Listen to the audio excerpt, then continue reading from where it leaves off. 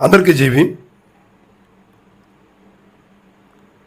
బాపట్ల జిల్లా అంటే ఉమ్మడి ప్రకాశం జిల్లా చెందినటువంటి చీరాల నియోజకవర్గంలో ఇటీవల ఒక ఇంటర్వ్యూ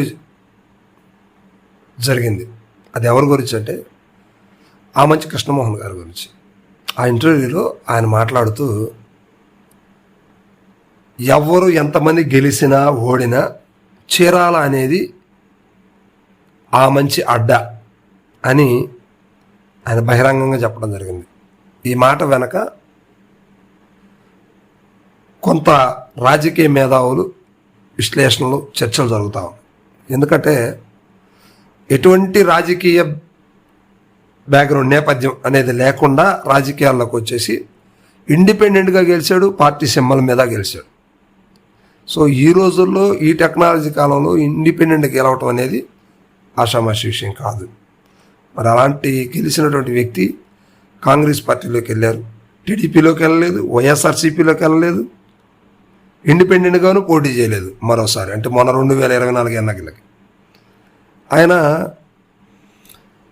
కాంగ్రెస్ పార్టీ నుంచి పోటీ చేశారు. రాష్ట్రంలో కాంగ్రెస్ పార్టీ బలంగా పోటీ చేసి ఎక్కువ ఓట్లు సాధించినట్టు, అంటే గెలవపోయినప్పుడు కూడా ఓట్లు సాధించినటువంటి పరిస్థితి సింగనమల నియోజకవర్గం జరిగింది. అదేవిధంగా చీరాల నియోజకవర్గంలో జరిగింది. దగ్గర 40,000 పైచిలకు ఓట్లు సాధించినటువంటి ఆమంచి కృష్ణమోహన్ గారు కాంగ్రెస్ పార్టీ నుంచి కంటెస్ట్ చేశారు.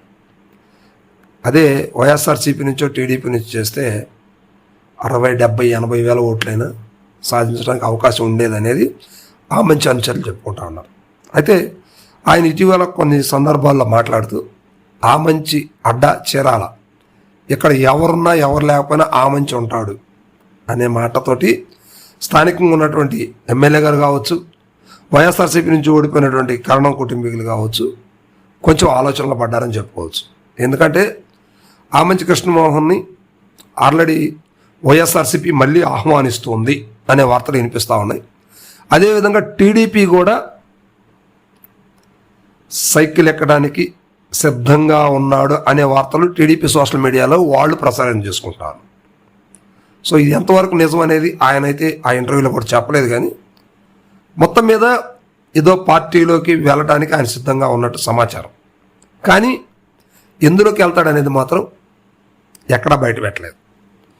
సో చీరాల అడ్డాగా మార్చుకున్నటువంటి ఆమంచి కృష్ణమోహన్ గారు ఏ పార్టీలోకి వెళ్తారనేది ఇప్పుడు రాష్ట్ర వ్యాప్తంగా కూడా సంచలనం అని చెప్పుకోవచ్చు. అయితే టీడీపీ తరపున మంత్రాలు జరిగినాయి, మాట్లాడారు, టీడీపీలో చేరుతున్నారని వచ్చిన వార్తల్లో వాస్తవం లేకపోలేదు. ఎందుకంటే ప్రస్తుతం ఉన్న పరిస్థితుల్లో టీడీపీ అధికారంలో ఉంది, ఆయనకి టీడీపీలో సత్సంబంధాలు ఉన్నాయి, చాలామంది వ్యక్తులతోటి ఆయనకి పరిచయాలు ఉన్నాయి. ఆ పరిచయాన్ని బేస్ చేసుకుని ఆయన తెలుగుదేశంలోకి వెళ్ళడానికి సన్నాహాలు జరిగినాయి.